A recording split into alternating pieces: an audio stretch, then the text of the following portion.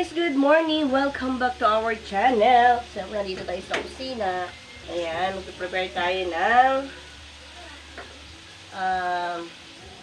magpapaksiw ako ng tulingan. Paksiw na tuling. Paksiw bang tulingan, guys? Iprito ko muna siya, tapos ipapaksiw ko siya with ampalayan des. Yan, ampalayang maliliit. So,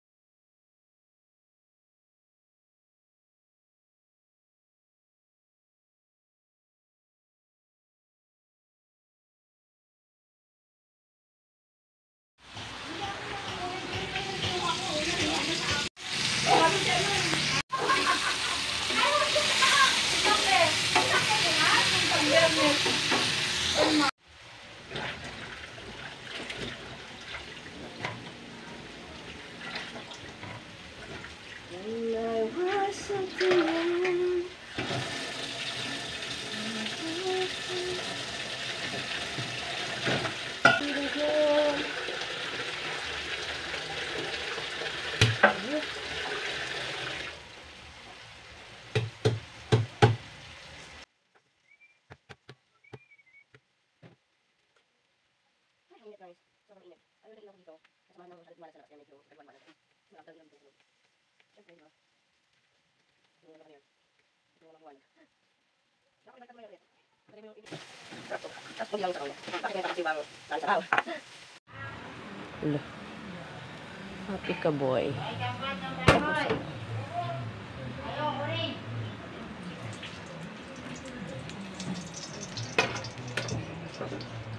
Okay na nga yung ano nun.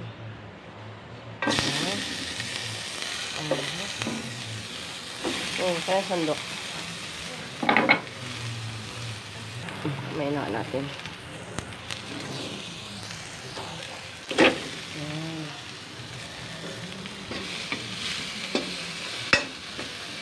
Ginagawa.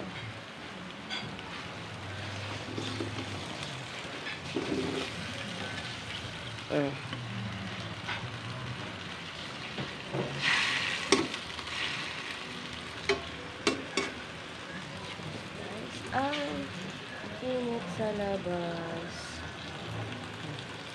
Ano nangyari sa aking halaman? Papalitan ko yan ng kamoting bagin.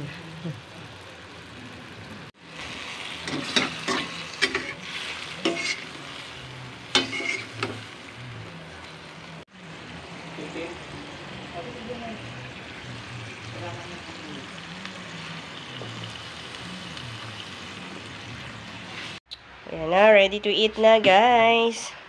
Grabe yung binili ko sa may kawayan ng mga fruits. Okay na. Luto na. Luto na. Luto na ang aking paksiw at hinog na ang mga fruits. Kain na tayo, guys. Dahil ang kinain lang namin ay nilagang kamuting kahoy at nilagang kamuting bagin. Ito na yung aming rice. Ayan. Kunti lang niluto ko kasi wala naman dito si Mister.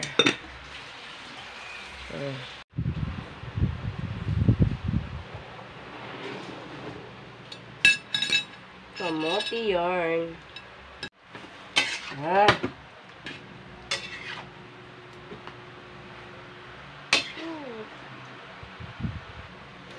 Ay tayo.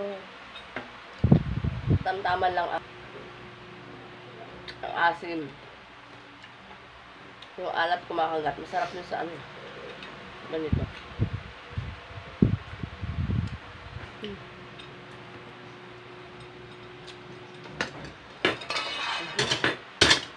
Dalaw lang ako makapagluto, guys, kasi Mister lagi wala dito.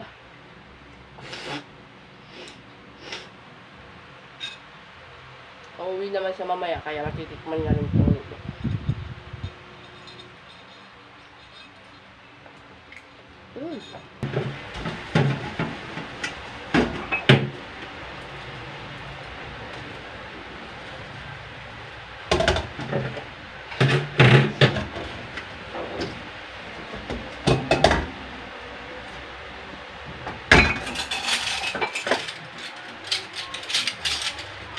maghugas ng plato after kumain.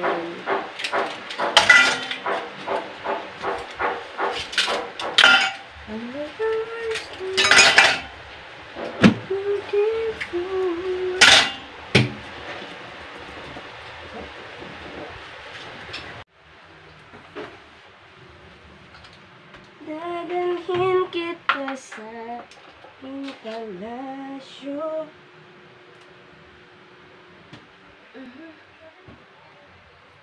Alak ka. Matas na naman dito.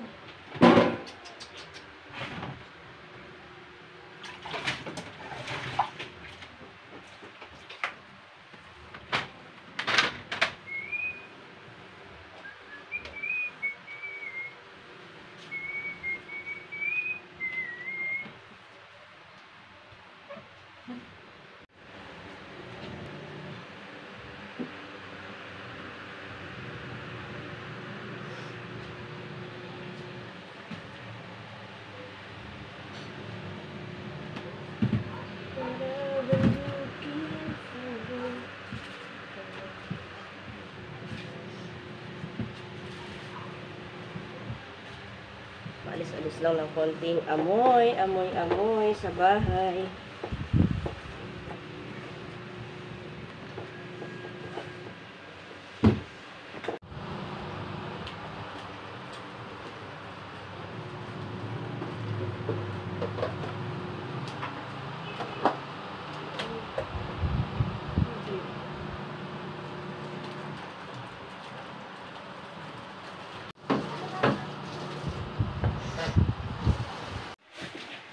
It's her turn, guys. Nilagay pala ako ng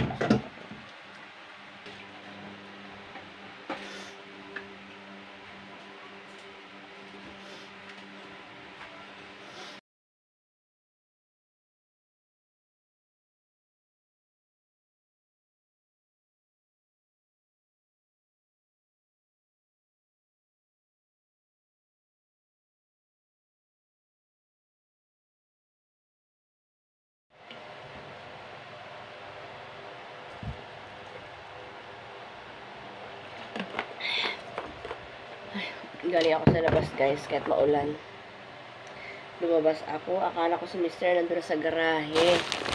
Dahil papadala siya ng kanyang pantalon. Wala pala siya. Umuwi ako sa bahay ulit. Pumunta na pala ako ng grocery store. Sakto, nawala kaming shampoo. Ayun, bumili ako ng shampoo. And ng Colgate. Wala silang kulay pula, kaya ito na lang. Ano ba to? Hindi ko alam kung ano yun. 54, ito ay basta 96 lahat to. Itong dalawa na to. Tapos ito, 212. Hindi ko alam kung magkano na to.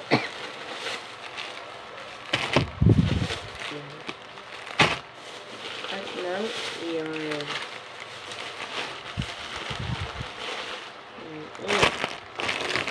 Wala pa rin si Mr. Ano ba? Hindi naman nagre-reply. Hindi nagre-reply sa... Ito yung pantalon niya, guys. Naiwan. Ay! Nagpadala ako ng pantupad niya sa anak ko. Kasi nauna na yung anak ko dahil malilate na.